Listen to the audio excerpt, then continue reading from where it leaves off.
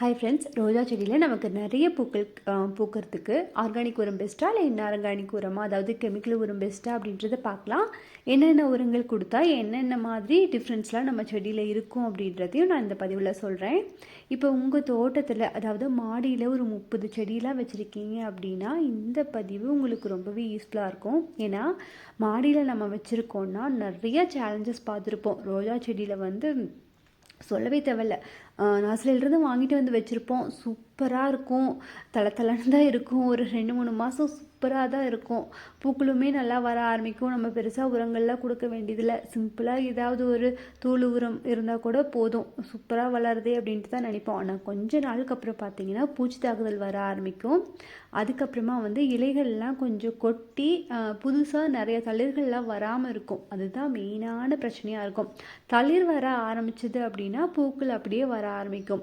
ஆனால் ஒரு சில டைம் நம்ம சரியாக உரங்கள் கொடுக்கலன்னா தளிர்லாம் வரும் தான், ஆனால் அந்த இடத்த மொட்டுக்கள் வைக்காது, அப்படியே மொட்டையாக நின்றோம் அந்த செடியே.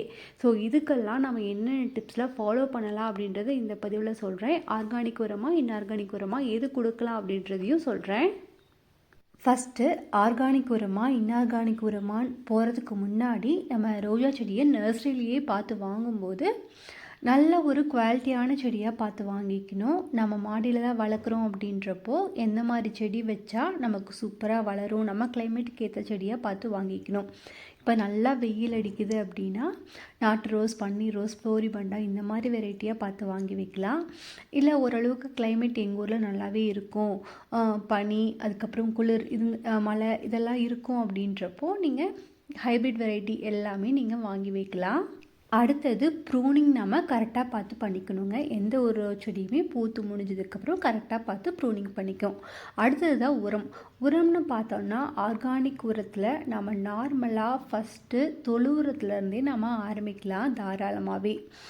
அடுத்தது நான் கெமிக்கலுக்கு வரேன். அதுக்கு முன்னாடி ஆர்கானிக்கில் பார்த்திங்கன்னா ஃபஸ்ட்டு தொழு உரம், அதுக்கப்புறமா புண்ணாக்கு கரைசல் ரொம்பவே சூப்பரான எஃபெக்ட் இருக்கும் செடிகளுக்கு. அது எந்த விதமான புண்ணாக்காக இருந்தாலும் சரிங்க, இது கடலை புண்ணாக்கு, எள்ளு புண்ணாக்கு, இந்த மாதிரி எந்த ஒரு புண்ணாக்கையும் நல்லா புளிக்க வச்சு நீங்கள் செடிகளுக்கு கொடுத்துட்டு வந்தீங்கன்னா ரோஸ் செடியில் இலைத்தலைகளும் நல்லா க்ரீனிஷாக வளரும், அதே மாதிரி பூக்களும் நிறையாவே இருக்கும்.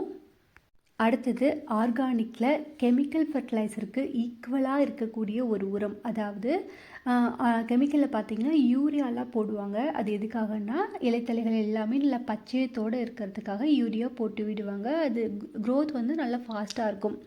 அந்த அளவுக்கு நமக்கு ஆர்கானிக்லேயும் ஃபாஸ்ட்டாக இருக்கணும் அப்படின்னா மீன் அமிலம் அதை நீங்கள் ஸ்ப்ரே பண்ணுறதை விட ரோஜா செடிகளுக்கு தரையில் நீங்கள் ஊற்றிட்டு வரும்போது க்ரோத் ரொம்பவே நல்லாயிருக்கும். அடுத்து பூக்கள் நல்லா பெருசாக பூக்கிறதுக்கு கம்போஸ்ட் நாம் போட்டு விடலாம். முக்கியமாக வாழைப்பழ தோல்லாம் இருக்குது இல்லைங்களா, அதில் நம்ம நல்லா கம்போஸ்ட் பின்லலாம் போட்டு நல்லா மக்க வச்சு அந்த கம்போஸ்ட்டை நம்ம செடிகளுக்கு வாரத்தில் ஒரு டைம் நம்ம கொடுத்துட்டு வரும்போது பூக்கள் நல்லா பெருசாக பூக்கும், தளிரும் நல்லா எடுக்கும். பூக்கள் நல்லா பெருசாக பூக்கிறதுக்கு இந்த மாதிரி நம்ம ட்ரை பண்ணலாம். கம்போஸ்ட் பின்லேயே பார்த்தீங்கன்னா சில டைம் மீதம் இருக்குது இல்லைங்களா சாம்பல், அதை லைட்டாக, ரொம்பலாம் போடக்கூடாது, லைட்டாக போட்டு அதையுமே கம்போஸ்டோடு நீங்கள் மிக்ஸ் பண்ணி வச்சிட்டிங்கன்னா உங்களுக்கு பெருசாக புழுலாம் அதில் வராது. அப்போ என்ன பண்ணுவீங்கன்னா ஒரு 1 or 2 monthsக்கு அப்புறம் நல்லா மக்கியிருக்கும் பார்த்தீங்களா, அதை எடுத்து நீங்கள் ரோஜா செடிக்கு போட்டு வரும்போது பொட்டாசியம் கொஞ்சம் அதில் அதிகமாகவே இருக்கும். ஸோ பூக்களும் நல்லா பெருசாகவே பூக்கும். இதெல்லாம் சின்ன டிப்ஸ் தான். இதெல்லாம் நீங்கள் யூஸ் பண்ணிங்கன்னாவே உங்களுக்கு ரொம்ப சூப்பராக பூக்கும். ஓகே, இப்போது இன்ஆர்கானிக்கில் என்ன கொடுக்கலாம் அப்படின்றத சொல்கிறேன். இது எல்லாத்துக்குமே பார்த்தீங்கன்னா ரோஜா செடினாவே இன்ஆர்கானிக்கில் டிஏபி தான்.